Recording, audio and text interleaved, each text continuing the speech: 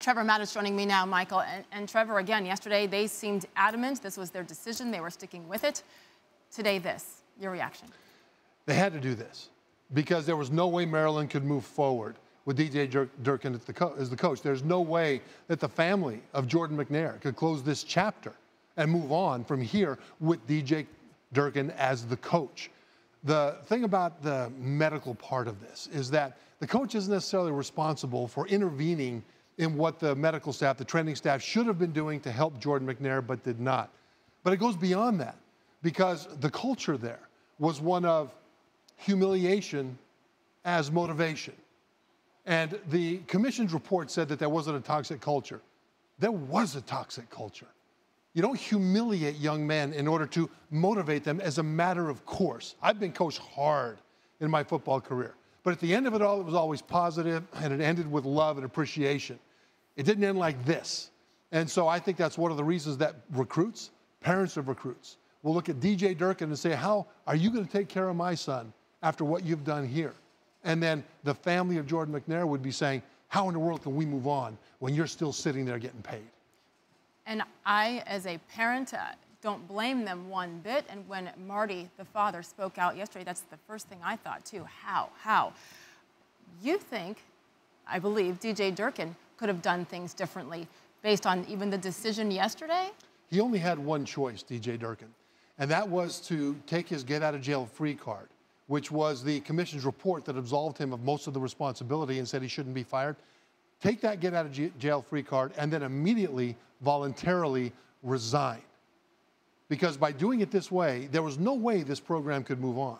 Now that there's pressure, students were talking about protests, politicians are involved. At this point, anything that they do, even with a positive purpose, a positive mentality, would be seen as bowing to pressure.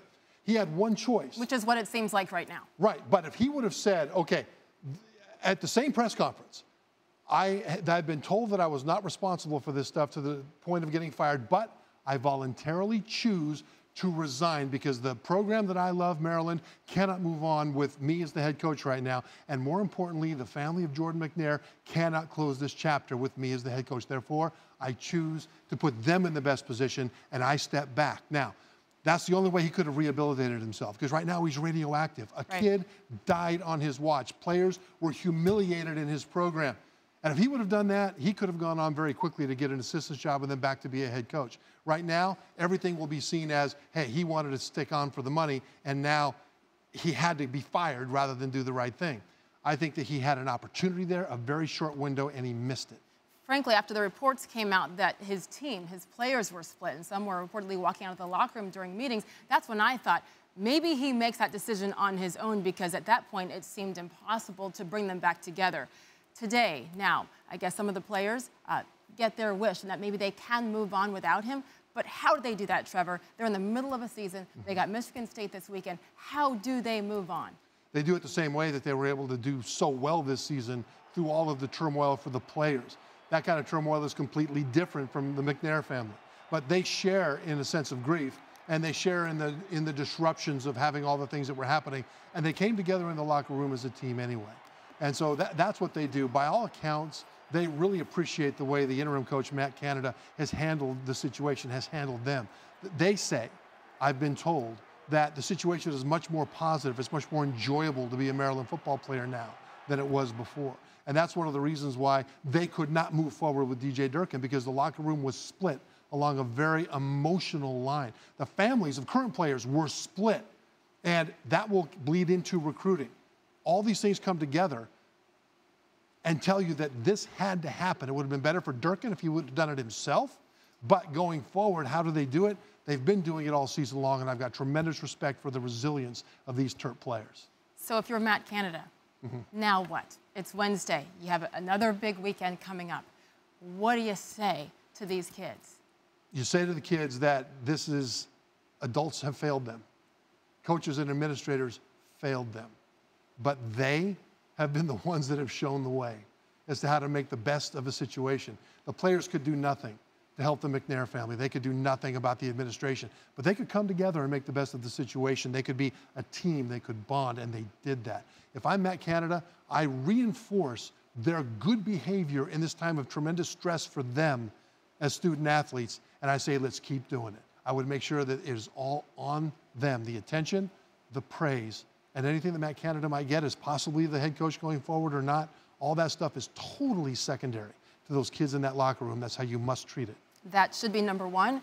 Number two, I believe big picture, you look not just at the athletic department, at the university as a whole, as a board, that came to this decision yesterday to keep him. Now it's just all fixed because we changed our mind and we move on. I mean, to me, it's still a PR nightmare. And I'm not sure, as a parent, if I'm sending my kid there, what does the school as a whole have to do to move on and try to fix it? To start with what President Lowe did at the very beginning of it all. When he stood up and before the lawyers got involved, he said, we as a university take full responsibility for the death of Jordan McNair. Now, he didn't have to do that. But in doing that, he did the right thing. Now, it'll cost him more money, but I think in the long run, it'll help the university just as a practical matter from a standpoint of at least stepping up and doing the right thing.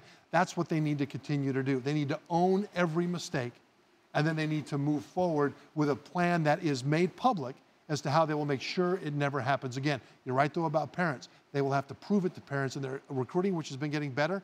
I expect to take a dip until they prove to parents like you that they now have turned the corner. Trevor, I think a lot of people agree with you and what you said earlier, that DJ Durkin could have done the right thing in many people's minds and resigned himself. He did not. One day later, he is out. He has been fired as head coach of the Maryland football team. Trevor, thank you.